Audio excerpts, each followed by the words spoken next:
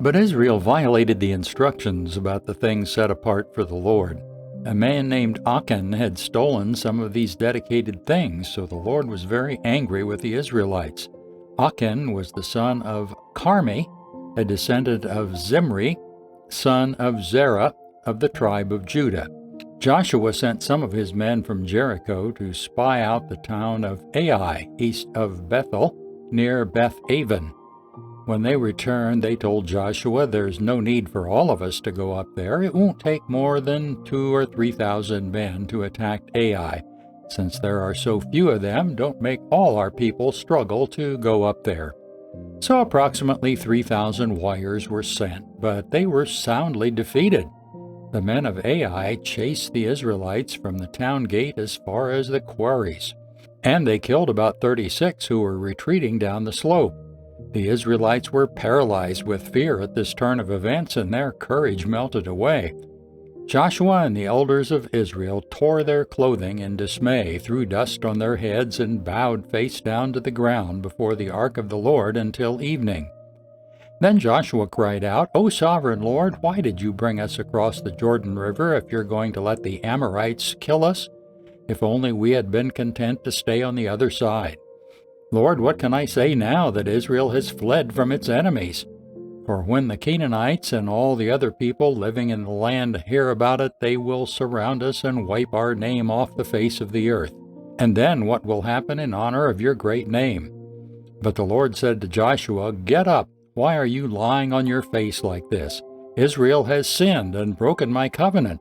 They have stolen some of the things I commanded must be set apart for me. And they have not only stolen them, but they've lied about it and hidden the things among their own belongings.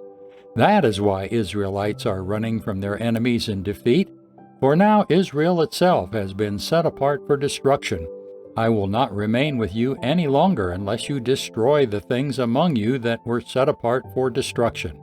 Get up, command the people to purify themselves in preparation for tomorrow. For this is what the Lord, the God of Israel, says. Hidden among you, O Israel, are things set apart for the Lord. You will never defeat your enemies until you remove these things from among you.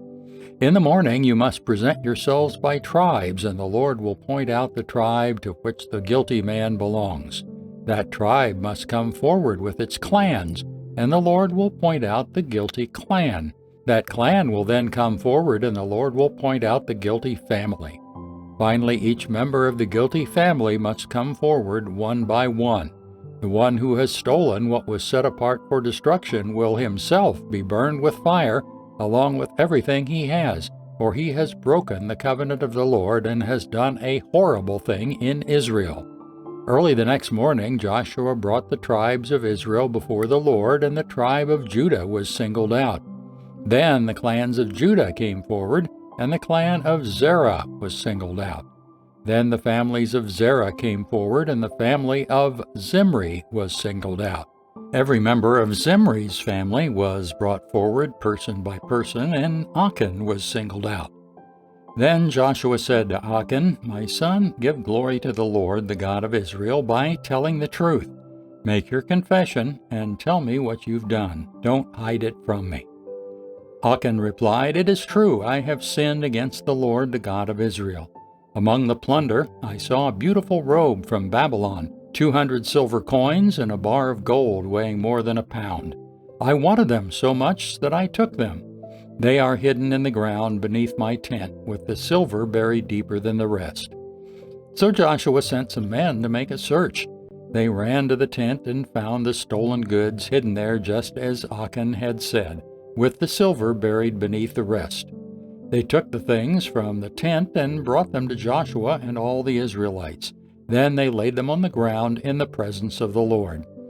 Then Joshua and all the Israelites took Achan, the silver, the robe, the bar of gold, his sons, daughters, cattle, donkeys, sheep, goats, tent, and everything he had, and they brought them to the valley of Achor. Then Joshua said to Achan, "Why have you brought trouble on us? The Lord will now bring trouble on you." And all the Israelites stoned Achan and his family and burned their bodies. They piled a great heap of stones over Achan, which remains to this day. That is why the place has been called the Valley of Trouble ever since. So the Lord was no longer angry.